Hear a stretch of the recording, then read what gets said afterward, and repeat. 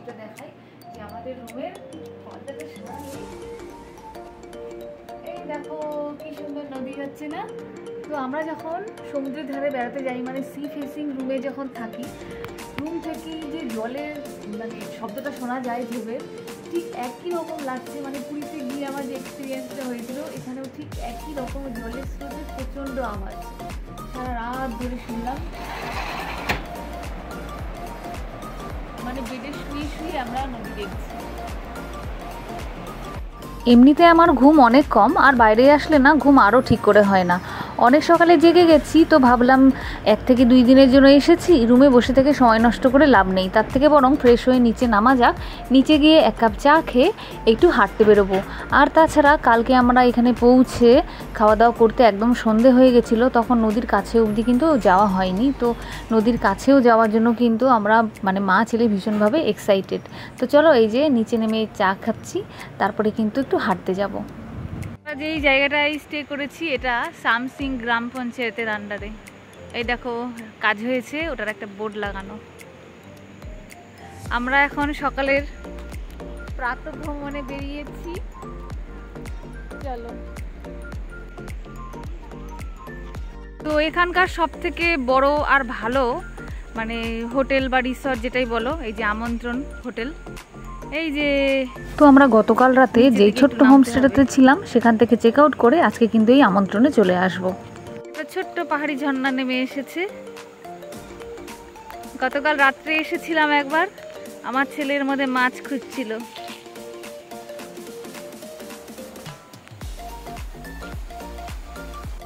আমরা রোজকার কর্মব্যস্ত জীবনে যান্ত্রিক কোলাহলে মাঝে মধ্যেই কিন্তু অস্থির হয়ে যাই।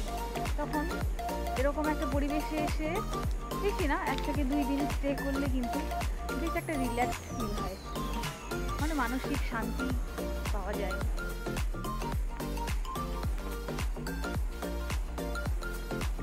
মানে যেই দিকেই যাচ্ছি শুধু ঝিঝি পোকার ডাক আর নদীর জলের স্রোতের আওয়াজ ছাড়া কিছুই আসছে না।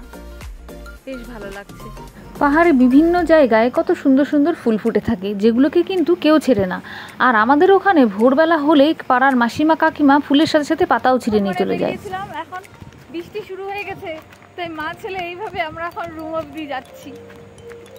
ভালোই বড় বড় ফোঁটা পড়ছে। আমাদের সকালের ব্রেকফাস্ট হচ্ছে। ব্রেকফাস্টে আছে লুচি, আলু তরকারি, সেদ্ধ, তো মর্নিং ওয়াক থেকে ফিরেই কিন্তু বসে পড়েছি ব্রেকফাস্ট করতে সবাই মিলে। আমরা ওই যে ওই হোমস্টেটাতে ছিলাম, ওই যে ওই হোমস্টেটাতে এই দিক দিয়ে এখন নেমে এই যে সিঁড়ির ধাপের মতন করা আছে, নদীটার একদম কাছে যাচ্ছি।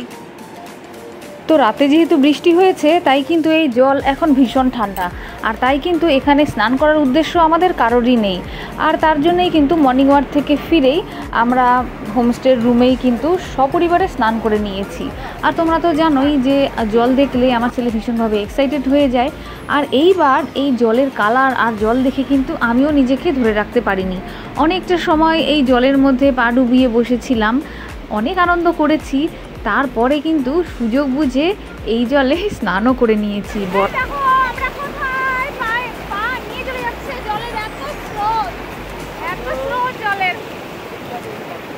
তো আমার ভয়েস শুনেই তো বুঝতে পারলে যে আমি কতটা এক্সাইটেড ছিলাম। আর এই দেখো বাচ্চাদের সঙ্গে আমিও কিন্তু বাচ্চা হয়ে গেছি। তো বর তো ভীষণ রাগ করছিল, কারণ জল আসলেই ঠান্ডা ছিল, আর আমার একটুতেই ঠান্ডা লেগে যাওয়ার একটা সমস্যা আছে। তো সুযোগ বুঝে এই যে আমরা 3 জনে কিন্তু স্নান করে নিয়েছি, আমার ছেলে, গুলি আর আমি। আর কেউ কিন্তু স্নান করেনি। আর অবশ্য আমাদের হোমস্টে রুমটা 11টার মধ্যে ছেড়ে দেওয়ার একটা ব্যাপার আছে, তাই কিন্তু ভীষণ তাড়া আছে। কিন্তু এই যে জলের মধ্যে ডুবে বসে আছি আমরা 3 জনে। আমরা যে পিকনিকটা হোমস্টেতেই স্টে করেছি গতকালকে, তো ওটা হলো কালিম্পং ডিস্ট্রিক্টের রকি আইল্যান্ডে। তো নদী থেকে স্নান করে এসে কিন্তু এই যে আবার রেডি হয়ে গেছি। এখন এখান থেকে চেক আউট করে চলে যাব আমন্ত্রণ হোটেলে। আর লাস্টবারের মতন তোমাদেরকে আরও একবার কিন্তু দেখিয়ে দিলাম এই ভিউটা। এই ব্রিজের উপরে কিন্তু ইনস্টাগ্রামের জন্য দারুণ দারুণ রিলসও বানিয়ে নিতে পারো। তো বন্ধুরা আজকের ভিডিওটা এখানেই শেষ করছি। দেখা হচ্ছে খুব শিগগিরই আর পরবর্তী পর্বে। ততক্ষণ সবাই ভালো থেকো, সুস্থ থেকো। আর ভিডিওটা যদি ভালো লেগে থাকে অবশ্যই লাইক কমেন্ট শেয়ার করো।